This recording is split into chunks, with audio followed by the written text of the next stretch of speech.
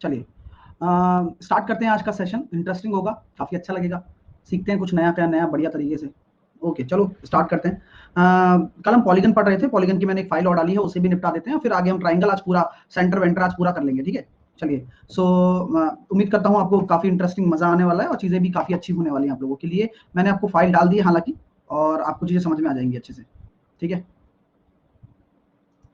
चलो, हाँ ओपन हो रहा है सब। हाँ चलिए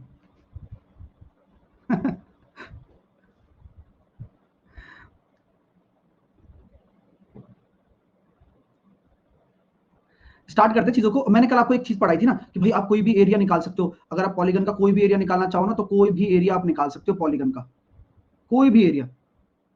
अब मतलब पॉलीगन कोई ऐसे नहीं है, कोई छोटी मोटी चीज नहीं है, ये बहुत बड़ी चीज है, बहुभुज। क्योंकि बहुभुज से ही तो सारी चीजें बनती हैं। अभी जब हम त्रिभुज बनेंगे तो वो भी तो बहुभुज का ही पार्ट है।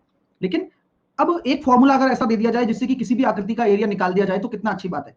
सर ये तो मतलब सोने पे सुहागा हो जाएगा, राइट। तो उसी के बारे में हमने कल आपके डिस्कशन भी किया था, कल नोट्स में लिखा दिया है। जो लोग अभी पहली बार देख रहे होंगे तो उनको लग रहा होगा कि कैसे बात कर रहे हैं, इसलिए मैं लिखवा रहा हूं कि जो क्षेत्रफल का फॉर्मूला लिखाया था कोई भी एन साइड के पॉलीगन का, वह क्या था डियर स्टूडेंट? वह था sir n/4 a² cot pi by n. कोई दिक्कत? तो ये एक फॉर्मूला है और जिसको हम यूज करेंगे, ठीक है ना। चलेगा। एक बात कह रहा है कि पॉलीगन की एक फाइल कराओ। हाँ तो पॉलीगन की ये रही ना एक दूसरी फाइल, एक फाइल तो हमने करा दी। अब मैंने 25 क्वेश्चन तो हमने कल कर लिए थे, अब ये आज एक फाइल और दी है। पता नहीं चलता ना यार, बहुत बिजी आदमी हो तुम। चलिए तो यहां पर हम क्या कह सकते हैं, यहां अपने पास जो ए है वो आपका क्या है? साइड है ना, साइड ऑफ ए पॉलीगन, कि भाई इसकी भुजा क्या है पॉलीगन की। और एन क्या है? एन आपका है नंबर ऑफ साइड, है ना। नंबर ऑफ साइड यानी कि भुजाओं की संख्या।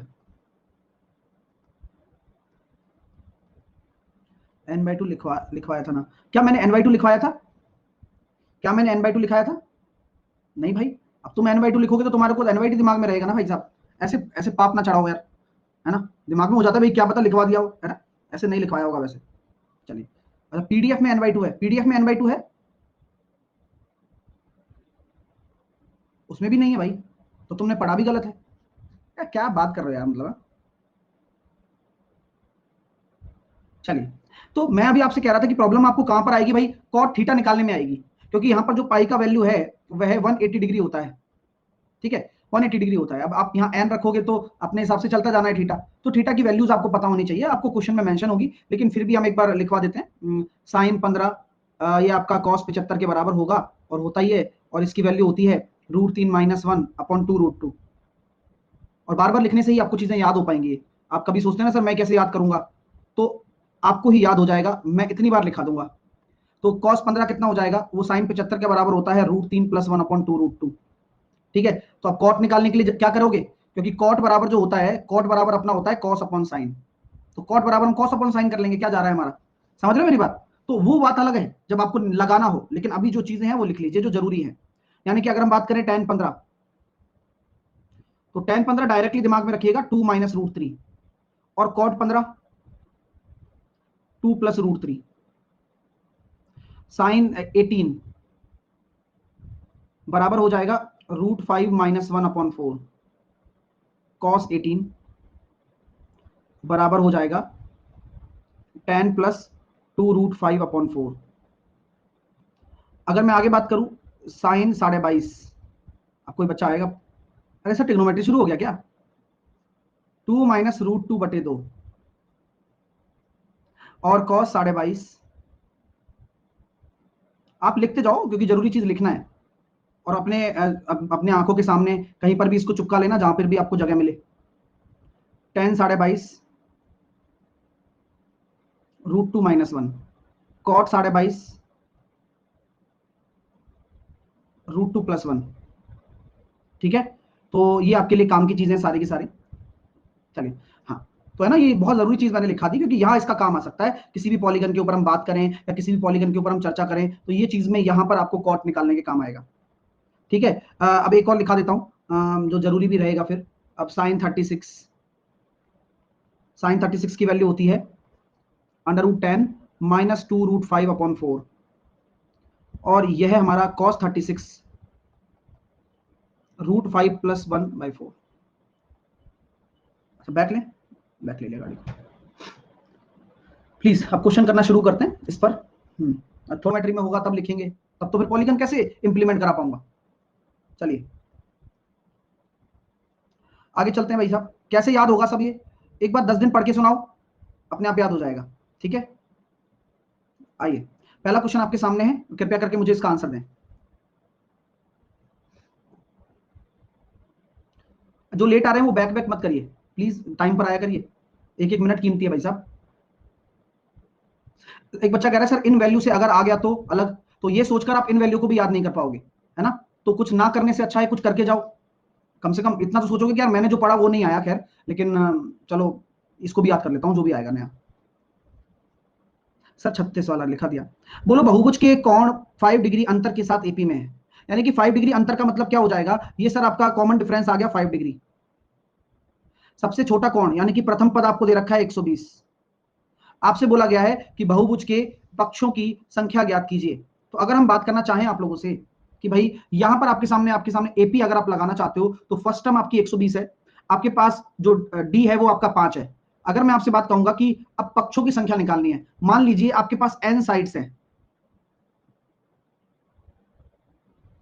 आपके पास एन साइड है, मजा आएगा देखना आपको सीखने में। आपके पास अगर एन साइड है तो यहां पर हम कह सकते हैं कि सम क्या होगा, सम ऑफ एंगल्स।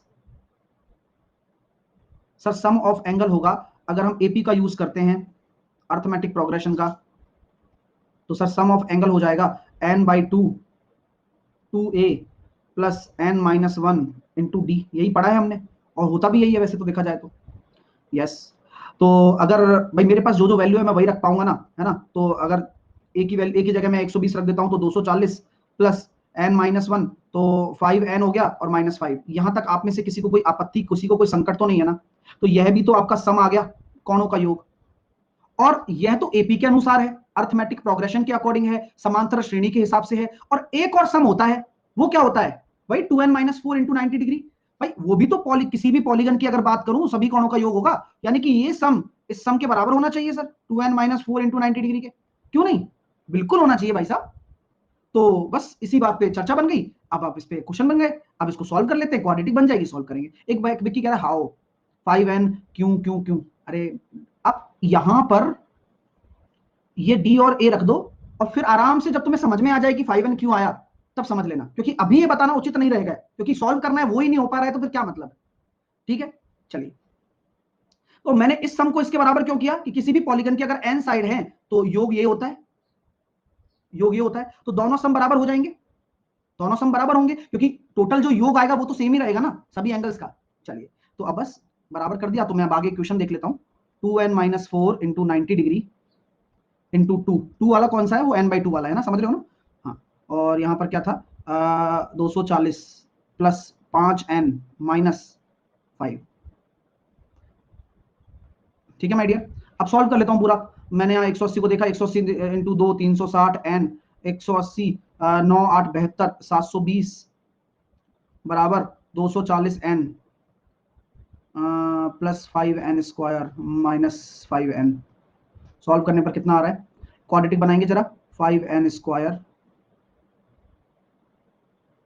ठीक है, तो 5n स्क्वायर और इधर ले जाता हूँ सबको, तो 360 भी इधर आ जाएगा, तो माइनस का 120, 120 में से 5 चले गए तो 120 माइनस का 125 n है ना, और प्लस का 720। सही कर रहा हूँ क्या, 5 से काट सकता हूँ, कट तो रहा है, तो n square minus 25n plus 144 बराबर 0।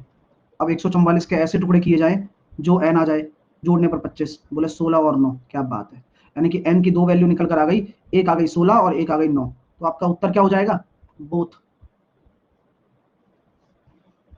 हाँ अंतर कौन एक बच्चा क्या बोल रहा है उसकी बात सुन लेते हैं। एक भाई का ये कहना है, सौरभ शर्मा IRS, पहले ही बोल दिया है इसने, लिखा के लाया है भगवान से, तो इसने बोला है अंतर कौन तो बोला नहीं है, तो अंतर कौन बन जाएगा, समझ नहीं आया, प्लीज क्लियर इट। अच्छा 2 बार लिखते हो एक मैसेज आप, ठीक है। मेरी बात को सुनो मेरे दोस्त, मैं आपसे बोलता हूं कि चतुर्भुज के चारों कोणों का योग बताओ, तो आप क्या बताते हो, त्रिभुज के तीनों कोणों का योग बताओ, आप क्या बताते हो, 180। तो आप बाह्य कोण क्यों नहीं जोड़ते हो, अंत्य कोण क्यों जोड़ते हो, टेल मी, बोलो। तो बुद्धि लगाने से पहले ये सोचना होता है कि जब किसी बहुभुज की बात कर रही है तो हम हमेशा राइट एंगल, मतलब कोई भी आकृति होती है उसके आंतरिक कोणों की बात करते हैं, कॉमन सेंस है ना। और इसलिए तो ज्यादा पंचायती हम करेंगे तो हमारी दिक्कत हो जाएगी। फिर तुम इस बात पे लड़ने बैठोगे क्या उस पे। तो यहाँ एक बिल्कुल नीट एंड क्लीन एक अपीयरेंस होता है कि ये आपको मान के चलना है कि कोई भी आकृति के कोणों का योग पूछा जा रहा है तो हम ये बार बार ये लिखते हैं क्या कि त्रिभुज के आंतरिक कोणों का योग, नहीं, त्रिभुज के तीनों कोणों का योग। अक्सर जो भी होती है बात वो इंटरनल एंगल्स पर होती है। ठीक है, चलिए, समझ नहीं आ रहा था, अरे तो समझा ही तो रहा हूं इसलिए तो बोल रहा हूं, क्लियर है ना। आइए अगला प्रश्न।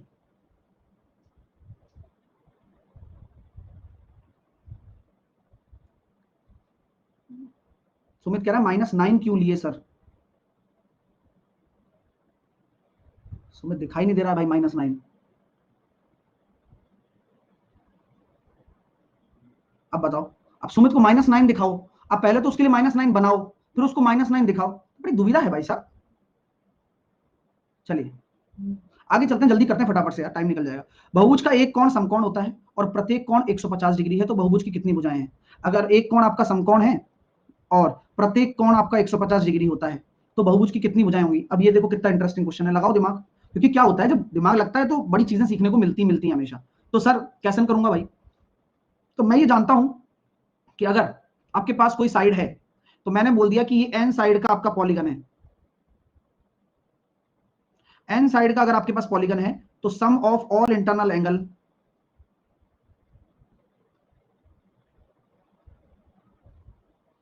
क्या होता है, 2n-4 इंटू 90 डिग्री होता है, ये सब जानते हैं।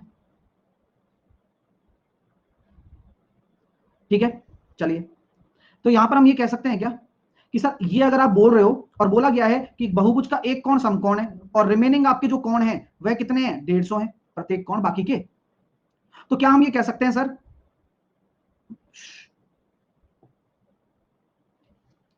कि भाई अगर मुझे योग निकालना है, तो योग मतलब यही होगा कि यार मान लो 5 भुजाएं हैं, उनमें से आपके 5 भुजाओं का कोई आप पंचभुज है, एक एग्जांपल दे रहा हूं, ठीक है, मत लेना कि 5 भुजाएं क्यों मानी, एक एग्जांपल दे रहा हूं।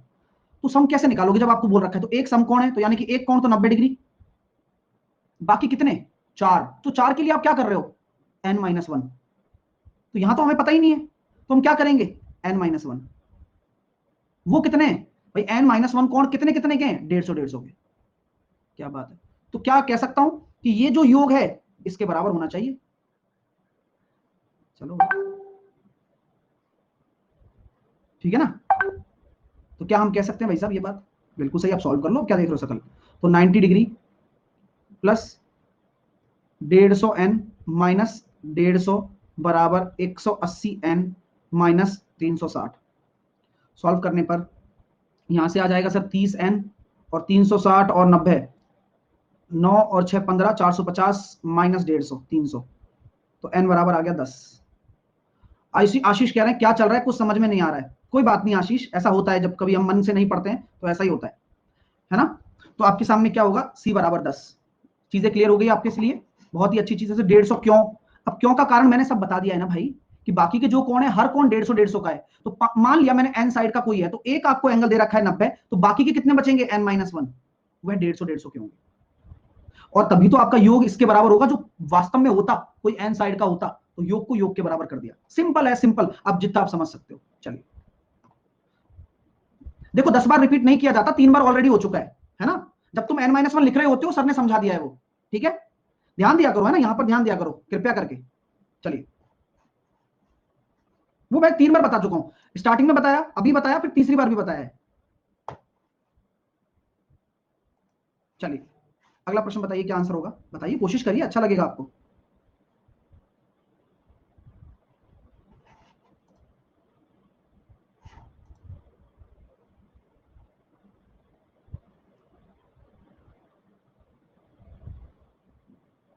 देखो ये बात भी हम पहले डिस्कशन कर चुके हैं इस बात पे, बोले सर डिस्कशन किस तरह का हुआ था ये भी आप डिस्कस कर लें। देखो यार अभी मैंने आपसे कुछ चंद लम्हे पहले मैंने आपसे बात की थी कुछ इसी लेक्चर में, और इसी साय का समय था, है ना।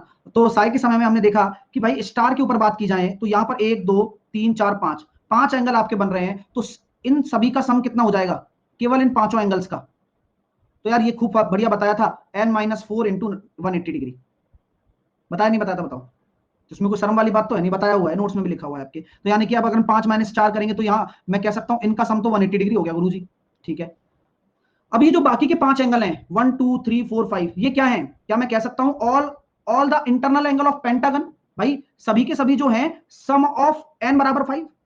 यस, तो n बराबर 5 रखने पर हमारा जो सम आ जाएगा वो कितना आ जाएगा मेरे प्यारे विद्यार्थियों? 2n - 4 into 90 degree. n बराबर यहां 5 रख दो, क्योंकि अब मैं पेंटागन का निकाल रहा हूं इस वाले का।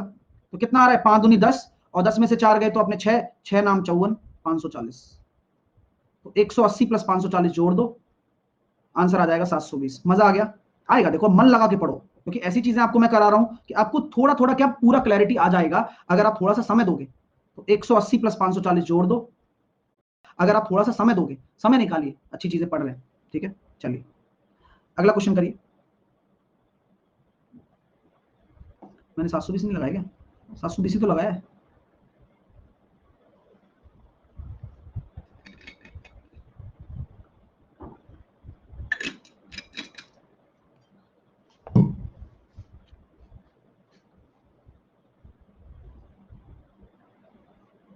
बताइए क्या होगा, क्या आंसर आ रहा है? तो जैसा कि आप सब जानते हैं भाई साहब, आपको निकालना है एक्स, आपको निकालना है ये एंगल।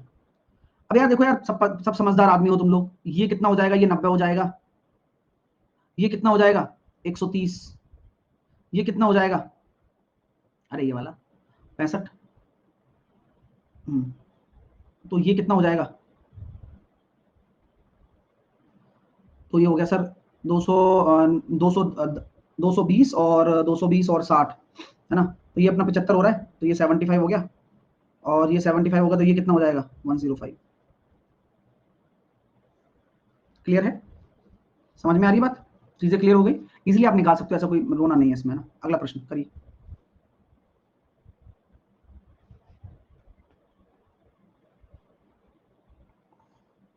75 कैसे निकाला सर?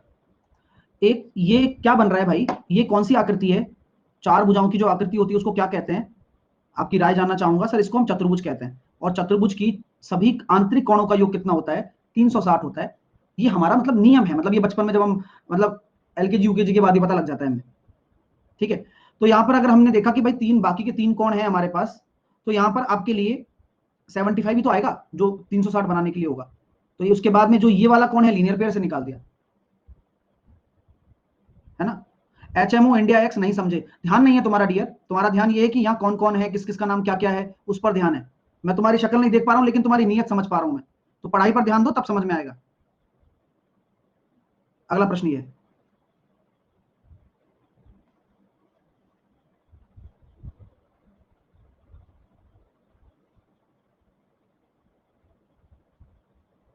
दस मीटर के एक सर्किल में बना हुआ है, और षटभुज की एक भुजा की लंबाई का पता लगाई। तो इंटरेस्टिंग क्वेश्चन है और मैं आपको समझाऊंगा। चलिए, अब आपसे बोला गया है कि कहां बना हुआ है ये षटभुज। बोले यार एक 10 सेंटीमीटर 10 मीटर की त्रिज्या का एक आपके सामने एक वृत्त है, उसमें बना हुआ है, तो चलो षटभुज बनाते हैं। 2 3 4 5 और 6, हमने बनाया षटभुज। अब हमने कह दिया कि भाई साहब ये आपका सेंटर है गुरुजी, और सेंटर बना दिया, तो यहां से त्रिज्या बराबर होगी।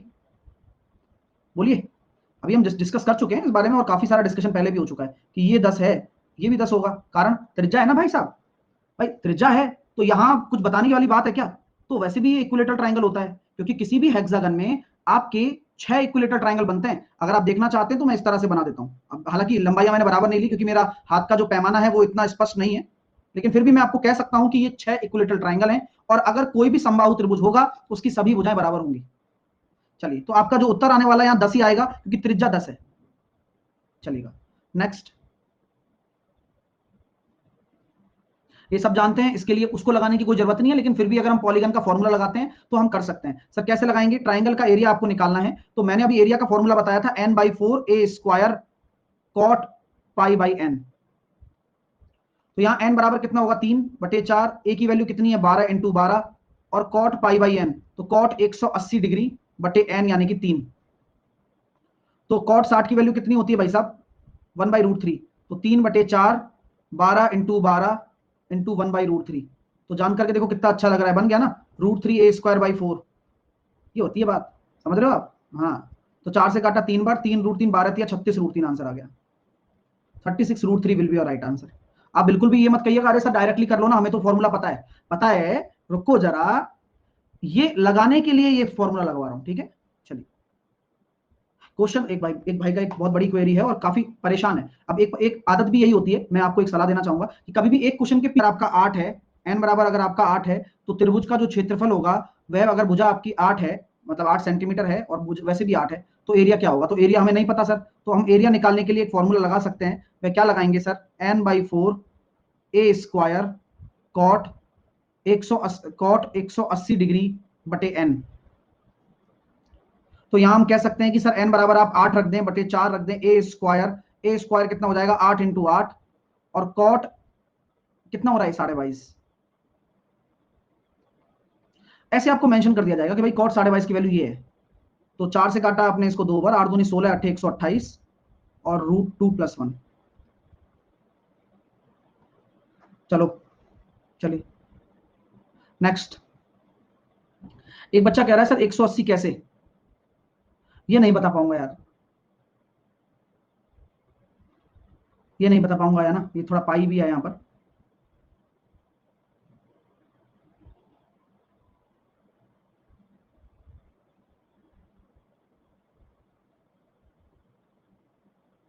चलिए, बीच में घुसने का यही सलाह होता है, या तो टीचर बुरा लगता है या उसका कहना। एरिया अगर हम बात करते हैं तो एरिया हो जाएगा sir same, n/4 a square और कॉट वही 180 डिग्री बटे आप 5 कर दो, क्योंकि आपके पंचभुज है। तो यहां पर मैंने वही वाला काम किया जो आपसे चाहता भी हूं कि n बराबर 5, 5 इंटू 5 कॉट 36 डिग्री। अब कॉट 36 डिग्री की वैल्यू हमने आपको दे दी, इसीलिए तो यहां से हम इसको सॉल्व कर सकते हैं। तो ये आ रहा है गुरुजी 5 से 5 कट जाएगा, पता है वो सही है मतलब।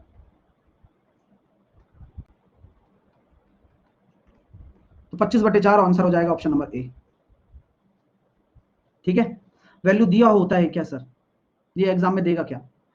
वो तुम्हारी टेंशन थोड़ी ना है, समझ रहे मेरी बात? वो तुम्हारी टेंशन नहीं है। पहला चीज, अगर दिया होगा तो भी वही लोग करके आएंगे जिसको फॉर्मूला पता होगा। अगर नहीं भी दिया होगा तो वही लोग करके, वो लोग करके आ सकते हैं जिनको अभी लिखाया है ना यहाँ पर, इसलिए तो लिखाया है ये कोई भजिया तलने के लिए थोड़ी लिखाया है भाई साहब। टाइम लगेगा पर इस क्वेश्चन में, ये क्वेश्चन मेंस का आता है ना। एक बच्चा कह रहा है सर कुछ भी भाई, है ना।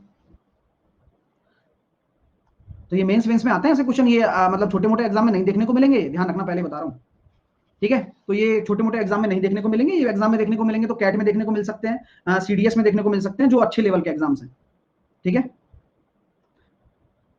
आइए,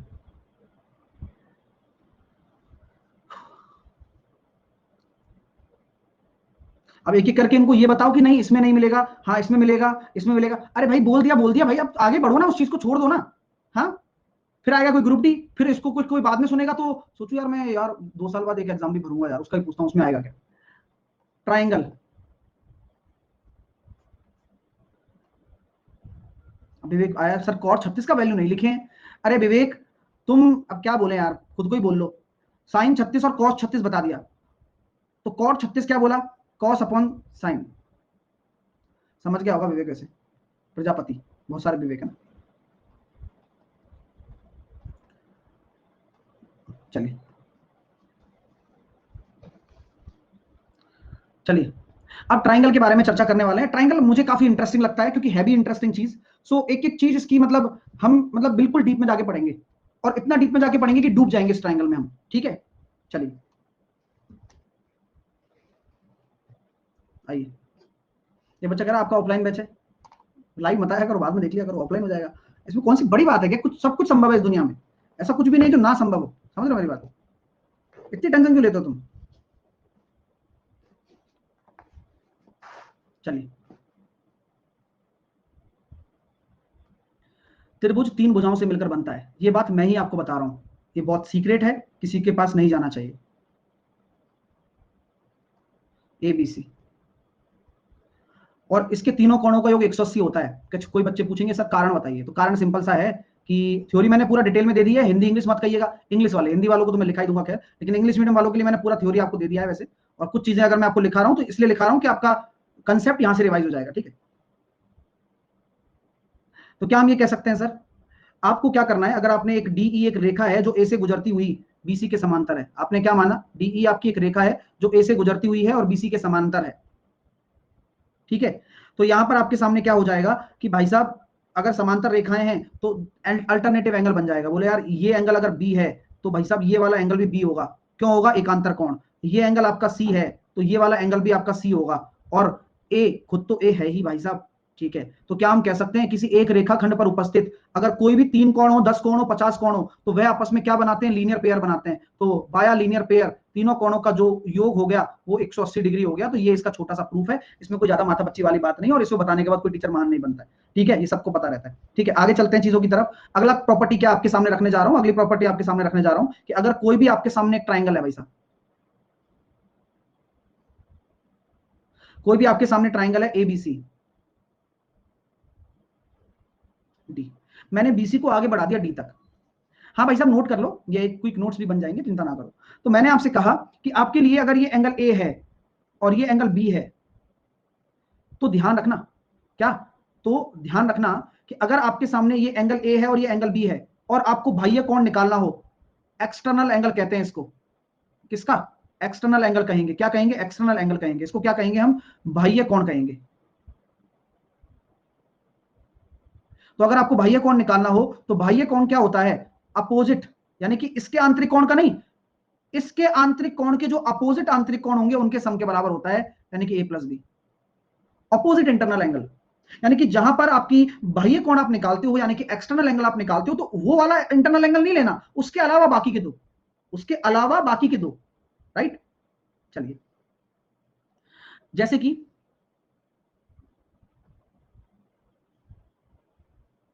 एक मैंने एक राइट एंगल मतलब एक ट्राइंगल ले लिया, छोड़ो, तो इसका बाह्य कोण क्या ये हो सकता है, यस, क्या ये हो सकता है, क्या ये हो सकता है, क्या ये हो सकता है। तो अभी हम बात करते हैं, चर्चा करते हैं इस विषय पर भी, क्योंकि कई सारे विद्यार्थी इस विषय में मतलब थोड़े से कच्चे हैं, है ना। देखिए अगर हम बात करते हैं सर, ये आपका ए है, ये आपका बी है, ये आपका सी है, ये डी पॉइंट है, ये ई पॉइंट है, ये एफ पॉइंट है, ये ई एफ जी, ठीक है।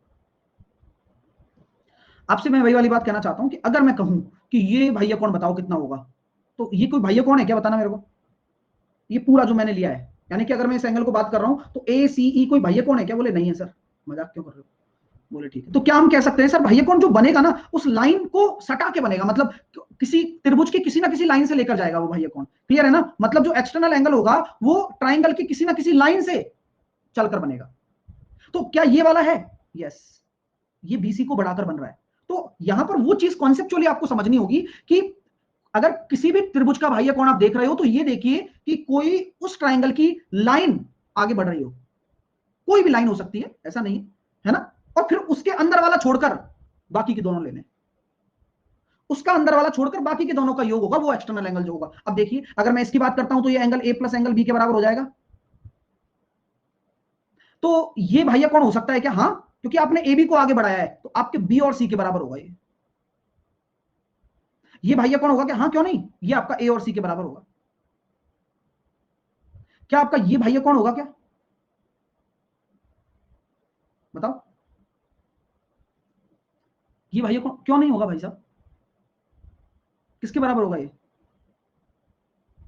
होगा ए प्लस बी के बराबर होगा, और होना भी तो चाहिए, क्यों होना चाहिए बताओ, अरे वर्टिकली अपोजिट एंगल भी है, शीर्ष अभूमिक कोण भी तो है, होना भी चाहिए, गलती क्या है, अपना नियम नहीं टूट रहा है, नियम नहीं टूटेगा तब तक आप किसी के दावे के साथ ठोक सकते हो, बोला है, बोले कारण, क्योंकि उसी ट्राइंगल की भुजा को आगे बढ़ाते हुए उसके इंटरनल एंगल को छोड़कर, उसके इंटरनल एंगल को छोड़कर अन्य दो एंगल का योग है, और प्रूफ भी है कि जब दो लाइन एक दूसरे को काट रही हो तो शीर्ष अभूमिक कोण बराबर होते हैं, वो हो रहा है यहां पर। तो ये चीजें हैं भाई साहब, चीजें क्लियर हो गई। अब आपको कभी भी एक्सटर्नल एंगल देखने में दिक्कत नहीं आनी चाहिए, ये और अच्छे से इसलिए भी समझ में आ रहा है क्योंकि हम इस पे क्वेश्चन कर चुके हैं, कारण ये भी तो है। चलिए आगे चलते हैं, अब हम आगे बात करते हैं अगली प्रॉपर्टी, ये हो गई अपने पास प्रॉपर्टी नंबर 1, प्रॉपर्टी नंबर 2, अगली प्रॉपर्टी की बात करते हैं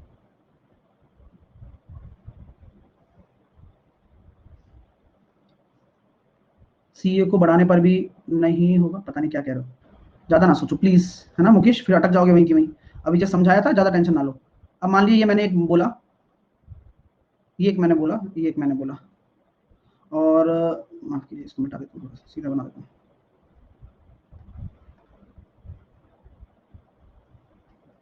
तो अगर हम बात करते हैं कि ये अगर आपका A है, ये आपका B है, ये आपका C है, तो इसके एक्सटर्नल एंगल कितने हो जाएंगे सर? A plus B. ये कितना हो जाएगा सर? B प्लस सी। और ये कितना हो जाएगा सर? A प्लस सी। सो आप मुझे बताइए, सम ऑफ ऑल एक्सटर्नल एंगल, किसी भी त्रिभुज में सभी आंतरिक कोणों का योग कितना होगा? सॉरी, बाह्य कोणों का योग। अब आपको फील आ रहा है ना? अब ये केवल जो जिनके डाउट हैं वो सारे खत्म हो रहे हैं। क्या मैंने यहां ये बताया है क्या कि इसकी तीनों भुजाएं बराबर हैं? नहीं बताया। क्या मैंने यहां ये बताया है कि क्या रेगुलर है? ये नहीं बताया मैंने। मैंने ये बोला कि क्या सारे कोण बराबर है? नहीं। लेकिन हम ये निश्चित तौर पर कह पा रहे हैं कि सभी बाह्य कोणों का योग 360 डिग्री होगा, जो कि सत्य भी है। ये केवल इसी के लिए नहीं, कोई भी आकृति आप लेते हो, कोई भी आकृति जो एक क्लोज्ड शेप है, तो वह हमेशा 360 होगा। ठीक है, चलिए कारण भी समझ में आ रहा है ना? क्यों? क्योंकि इन सभी का जब योग कर रहे हो तो ये हो रहा है sir 2A plus B plus C, तो ए बी सी यानी कि त्रिभुज के तीनों कोणों का योग 180 का डबल आ रहा है 360। रीजन भी आपके सामने है, तो बड़ी कोई बात नहीं है इसमें। आइए चलो आगे चलते हैं। नेक्स्ट, नेहा को लग रहा फिगर सही नहीं है, कर रहे हैं थोड़ा बहुत।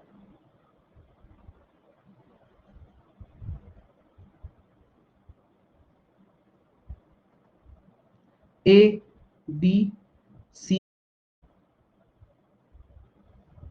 ठीक है, ए बी सी डी। मैं अगर आपसे बोल देता हूं कि सर ये आपका एक एक्सटर्नल एंगल है, प्लीज ध्यान दीजिए, ये एक ट्राइंगल है, मैंने उसकी एक भुजा को बढ़ाया, ये मैंने एक एक्सटर्नल एंगल डाला, तो एक प्रॉपर्टी ये आती है मेरे प्यारे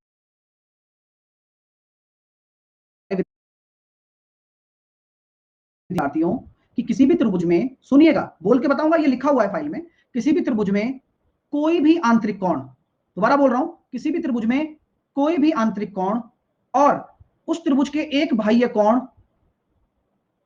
का इंटरसेक्शन पॉइंट तीसरे वाले कोण का आधा होता है। यानी कि अगर ये 2A है तो ये आपका A होगा। दोबारा समझिए कि ये क्या है,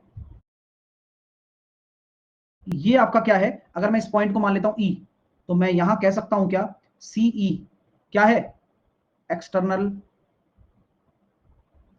एंगल बाइसेक्टर।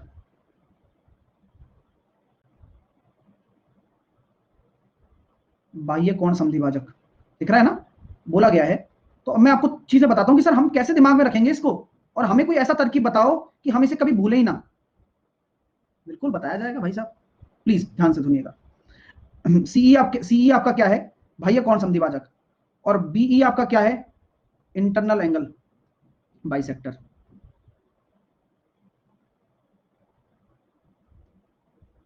ठीक है, यानी कि अंतः कोण समद्विभाजक। अब कौन सा एंगल बचा हुआ है बोलो? तो क्या मैं इस प्रॉपर्टी को इस तरह से मुंह से बोल रहा हूं? प्लीज ध्यान से सुनिएगा। क्या मैं इस प्रॉपर्टी को इस तरह से बोल सकता हूं कि कोई भी ट्रायंगल